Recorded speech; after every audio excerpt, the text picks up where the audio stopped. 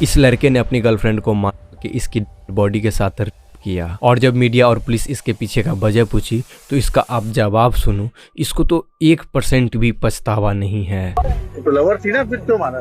कुछ नहीं हुआ, छोड़ो, जो हो गया हो गया यार। अरे कैसी बातें कर रहे हो? आपने मारा एक लड़की को, आपकी प्रेमिका थी वो, उसको छोड़ दो ना, क्या करोगे जान के। उसके माँ बाप ने उसको पाल पोस के बड़ा किया, आपने उसको जान से मार दिया और बोल रहे हो कि कुछ नहीं हुआ। तो पछतावा नहीं है?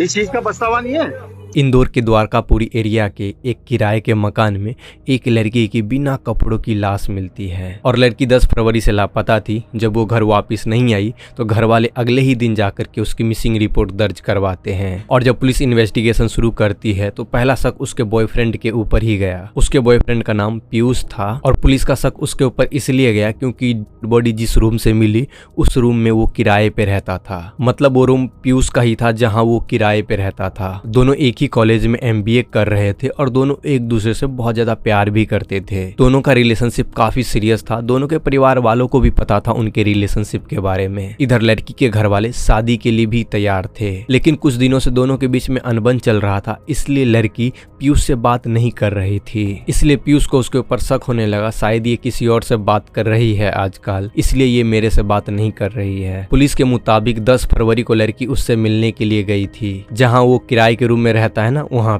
पे दोनों के बीच में शादी वगैरह को लेकर के आपस में बहस हुई, लेकिन वो बहस लड़ाई में बदल गया और पीयूष ने जबरदस्ती उस लड़की के हाथ पैर बांध दिया और उसके बाद उसकी गला घोट के उसकी हत्या कर दिया। हत्या करने के बाद भी उसका बिहेवियर नॉर्मल नहीं था। पहले तो वो कुछ समय तक रूम में ही रहा, लेकिन उसके बाद वो बाहर निकला, बाहर गया और बाहर से शराब खरीद के लेके आया और शराब पिया। उसके बाद उस लड़की के बॉडी के साथ किया। उसके बाद वो बाहर से रूम में ताला मार दिया और वहां से वो फरार हो गया। कुछ दिन बाद पड़ोसियों को कमरे के अंदर से बदबू आनी शुरू हो गई। 13 फरवरी को जब पुलिस ताला तोड़ करके अंदर घुसती है तो वो देखते हैं कि एक लड़की की लाश पड़ी हुई है पलंग पे, वो भी बिना कपड़ों की। क्राइम सीन से मिलने वाले सबूत और डिजिटल एविडेंस को लेकर के इन्वेस्टिगेशन को आगे बढ़ाया गया। दरअसल पीयूष भागने के बाद महाराष्ट्र पहुंच गया था। उसके बाद वहाँ एक होटल लिया। होटल में पहुंचने के बाद वहाँ इंटरनेट पे सर्च करता है कि आत्मा से कैसे बात करें और तांत्रिक क्रियाएं करने की कोशिश भी की। वो ये सब करके उस लड़की की आत्मा से बात करना चाहता था और वो ये जानना चाहता था कि वो उससे प्यार करती थी